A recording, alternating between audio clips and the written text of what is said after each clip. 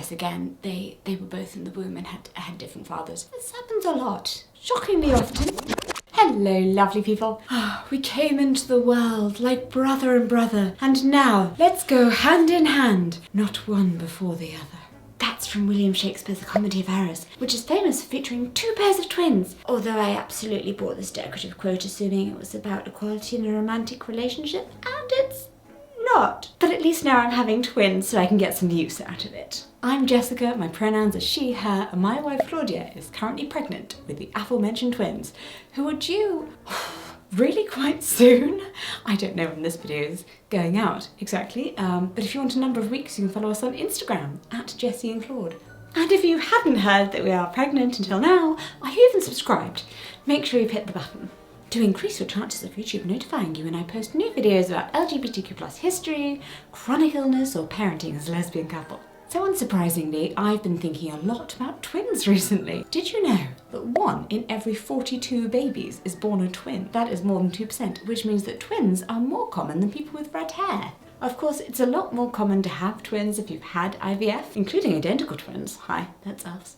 So as access to fertility treatments has increased, twin birth rates have as well. In addition to all the practicalities and excitement of getting ready for our family to get bigger, I've been getting curious about stories that feature twins in folklore and mythology, and it turns out there are a lot of them. As writer Jonathan Openshaw puts it in Seeing Double, How History Became Obsessed with Twins, twins may only account for about 3% of live births, but they've had a huge impact on human culture, often seen as existing partway between this world and the next.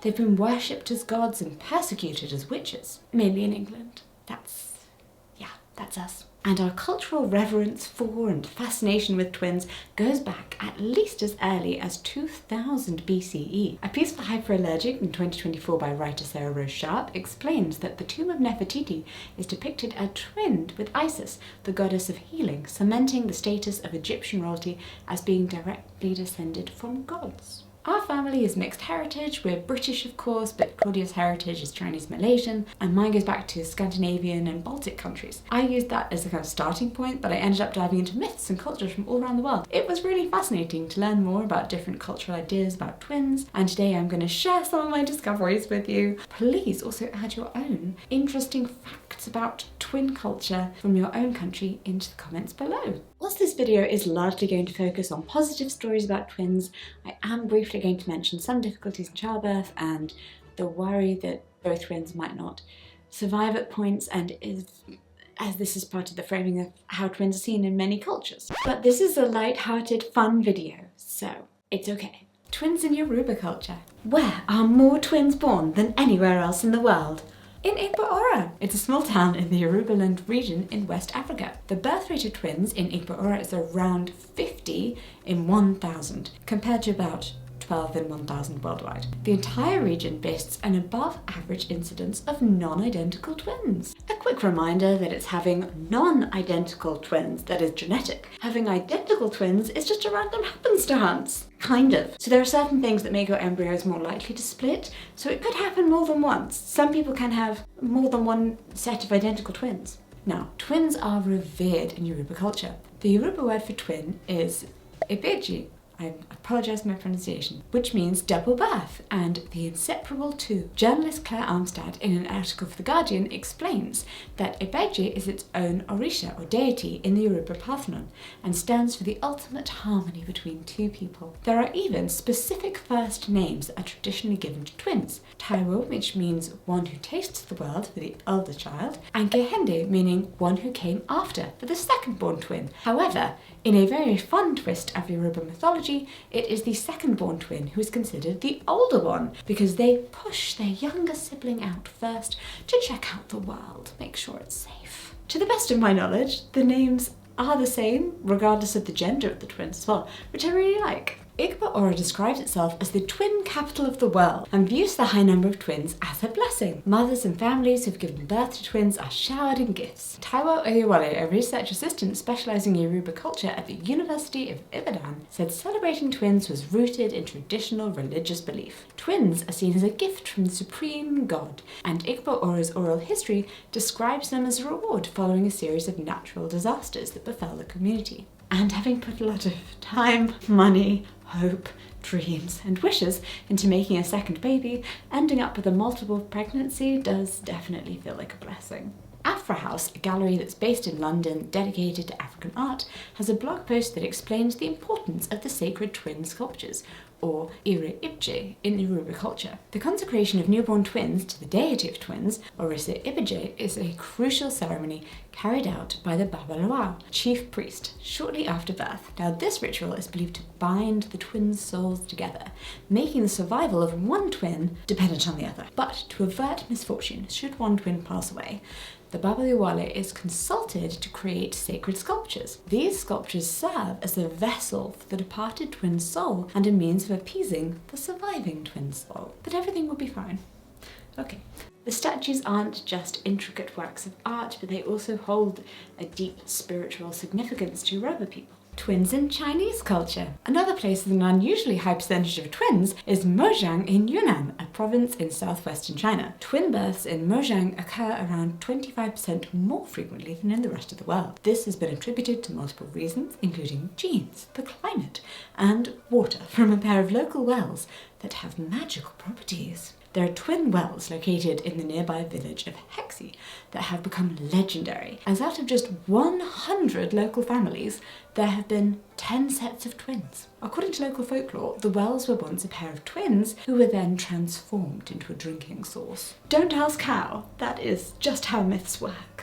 The wells are a popular destination for newlywed couples as the water is believed to increase fertility. Apparently, many couples come to drink from the wells, hoping to get pregnant with twins, which must have felt especially important to people when China's one-child policy was in place, as giving birth to more than one child at the time was allowed. Fun fact, Mojiang sits on the Tropic of Cancer, the Earth's most northerly circle of latitude, where the sun can be seen directly overhead.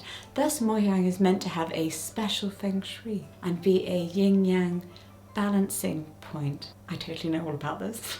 Since 2005, Mojiang has hosted an international twin festival, which has become tied into the local Sun Festival of the Hanai people. The festival attracts thousands of twins and visitors from around the world, and visitors flock through streets crowded with vendors and Hanai people proudly wearing their traditional outfits and singing songs, which are ridiculously beautiful. Looking beyond Mojiang, a common representation of twins in broader Chinese culture are the laughing twins, or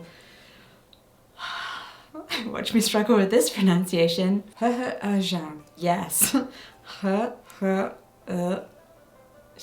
They are two Taoist immortals who've come to symbolize harmony and union. As explained in Seeing Double, how history became obsessed with twins, their origin is shrouded in mystery. But the poet monks may have been actual historical figures from the Tang dynasty who were later deified as immortals by a Qing emperor. They still play a significant role at many Chinese weddings and celebrations where they're thought to bring good luck, as twins are around the world generally. Immortal or divine twins are a very common theme in mythology around the world. Rome wasn't built in a day, but it was built by twins. Twins in astrology. I'll be honest, I'm not an astrology gay. Yeah, but I do know that the due date for our twins would make them Geminis, which is the zodiac sign represented by twins. It's also Rupert's zodiac sign and Pride Month. Did you know the due date for twins who share a placenta is 4 weeks earlier than for singletons? Yes, yeah, we've been told to, ours will not be allowed to go over 36 weeks and 6 days, although they could come even earlier than that, which just adds this super fun additional layer of anxiety and uncertainty to everything. I'm so fine, I'm very chill, very chill. Also, I don't necessarily believe that astrological signs dictate who we are. Obviously, that's what the Chinese zodiac's for. I was curious about what being born under the sign of the twins might potentially mean for twins. In a piece for Allure this January, author and astrologer Eliza Kelly detailed the personality traits associated with Geminis. Tag yourself if this is you. Because of Gemini's intrinsic duality, they're often falsely misrepresented as two-faced. In reality, however, Gemini rarely has a hidden agenda. Playful and intellectually curious, Gemini is constantly juggling a variety of passions, hobbies, careers, and friend groups.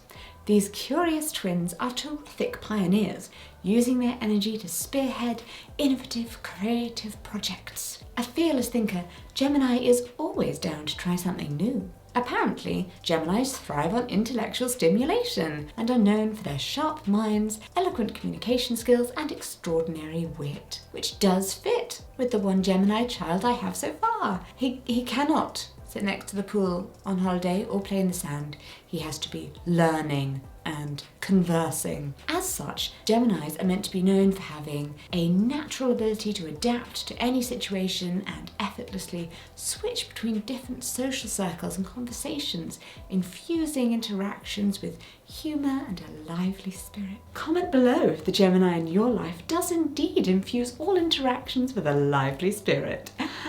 Or, is an incredibly dull human. It's all about balance. Astrology definitely feels like it places a lot of emphasis on aspects of our identities that cannot be controlled. But that's where we get twin studies. Even back in the 300s, St. Augustine was talking about how incredible identical twins are, the nature-nurture debate.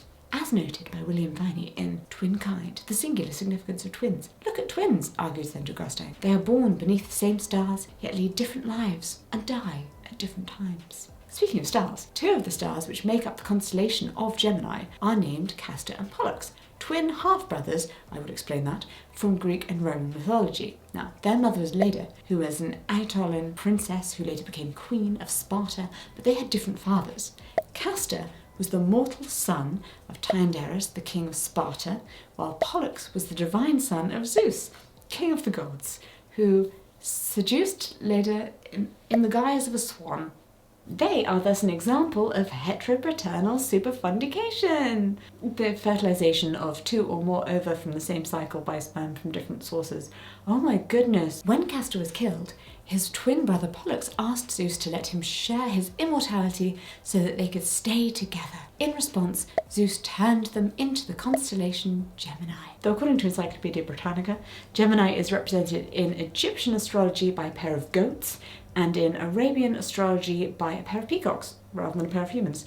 So, what's the constellation called in your country? Twins in Hindu mythology. Twins are seen as a blessing in Hinduism, and there are quite a few pairs of twins in Hindu mythology. Lava and Kusha were the twin children of the Hindu deities Rama and Sita. They feature in the ancient Hindu epic the Ramayana, which was written between the 7th and 4th centuries BCE. According to myth, Sita was kidnapped by the 10-headed demon king Ravana and rescued by her husband Rama. But despite remaining faithful to her husband whilst they were apart, she was banished to the forest. After giving birth to twin boys, Sita left her newborn children in the hands of the poet Valmiki. When Sita decided to then run away with only one twin, Kusha, she left Lava with Valmiki. To replace the lost child, Valmiki created a similar-looking holy child, so Lava would not have to be alone, until eventually all three boys ended up in the care of their mother Sita. She got surprise triplets. Rama was interrupted during a horse sacrificial ceremony by Lava and Kusha, who captured his horse. This painting is of the twins fighting their father, who doesn't recognize them at first. Then in the end, Sita intervenes and reunites the twins with their father. What happened to the third one? And that is the story as I understand it. Please, Hindu friends, correct me and fill us in on what's missing. Twins in Baltic mythology. The Baltic countries also have plenty of divine twins in their mythology, and twins and the concept of duality have an important place in folklore. The Baltic countries are Estonia, Latvia, and Lithuania. A lot of things in this next section comes from Janina Kasiti, a professor at the University of Latvia, whose writings about Baltic twin deities from 2005 I found translated in encyclopedia.com, which was a fascinating read and I highly recommend.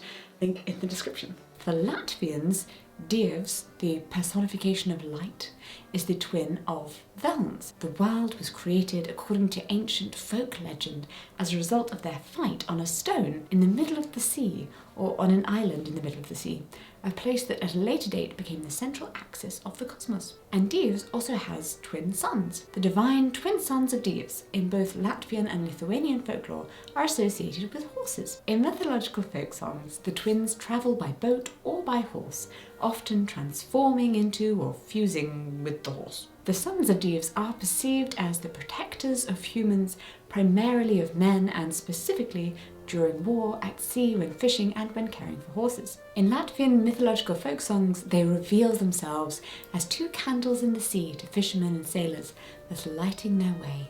Latvians and Lithuanians also give the name Jumis from divine twins, Jumis and Jumala, to any two fruits or nuts that have grown together, or to two sheaves of grain on one stalk. In ancient times, and still sometimes today, having harvested the rye, barley and wheat, people tried to find and save two sheaves of grain intertwined, or they tied two bundles of the harvested grain together, saving this over winter to ensure fertility and productivity for the coming year. On the subject of birth and fertility, according to Latvian folk beliefs, if a young woman wanted to have twins, she just had to find and eat the aforementioned bit of grain that was grown together. Can't be hard, just find some grains in a haystack.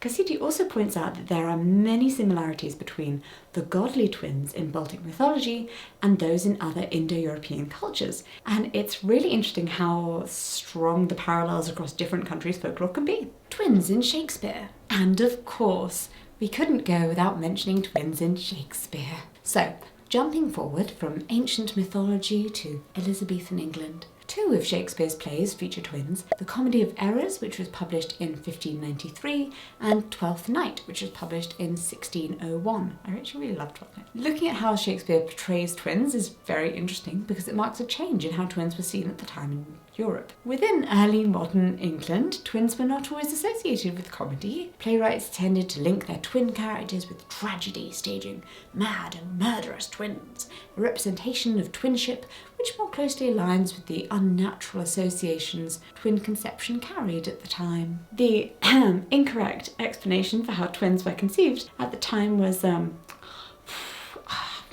do I put this? Incredibly misogynistic. The mother of twins was seen as potentially deviant due to her propagation of multiple children. She also was likely to die. We weren't great with the whole doctor thing in early modern England, hence the tragedy. Shakespeare, however, omits these negative associations. Whilst he might use familiar tropes, his depiction of twins deviates from other plays, such as Amphitryon, which dramatises the birth of the demigod Hercules and his mortal twin brother. Yes, again, they were both in the womb and had different fathers. This happens a lot, shockingly often. Instead, he drew on Amphitryon as the inspiration for the double sets of twins in the Comedy of Errors, a detail that heightens rather than diminishes the comic potential of the twin relationship. As twinship carries such negative associations in early modern England, it's unusual that Shakespeare ignored these possibilities in his dramatic depiction of twin siblings. But maybe Shakespeare's comic portrayal had something to do with the fact that he was the father of twins. Shakespeare's twins, Hamlet and Judith, were born in 1585 and may well have inspired him to write happier endings, or at least comedic and farcical storylines for the twin characters in his plays, which is actually quite sweet. In conclusion, after a really long and quite honestly sad and exhausting process of trying to have another child, the fact that we're having twins feels so positive and we are incredibly excited. It's been really fun learning more about twins in other cultures and mythologies because twins play a really significant role in so many cultures, and our twins are going to play such a huge role in our little family. I mean, we're almost going to be doubled. And I'm aware that I've only touched on a handful of cultures in this video, so please leave a comment if you know about any twins in folklore from your country that you want to share. Fun side fact, Rupert's very excited to be a gogo, which means older brother in Cantonese, the language of his popo, which means grandmother. But whilst Cantonese has all of these incredibly specific terms for exactly how someone is related to you, your father's younger brother's wife, where English just has aunt and cousin for everyone. Because being a twin doesn't have a relevance, one will still be younger sister and one will still be older sister, even if it's just mere seconds between them. If you're interested in more videos about our pregnancy journey, we have lots of those. May I recommend the video we made about Questions you shouldn't ask lesbian parents. It's a fun one. You can also follow me on Instagram at JessicaOutOfTheCloset, or check out the joint account I share with my wife at Jessie and Claude, where we are sharing photos documenting pregnancy milestones. And if you want even more, have you considered becoming a clubby? That's what we call the members of the Kellgren-Fozard Club, which you can join right here on my channel. If you become a member, you'll get an exclusive behind-the-scenes video every month, plus a shout out in your birthday month. Clubbies also get a little Jessica icon after your name when you comment on a video, and your comments will rise to the top of the comments section, which is especially nice right now because talking about pregnancy means an increase in children need fathers comments, which no. But I am really grateful for all of my clubby support right now. Thank you so much for watching, and I'll see you in my next video. Bye!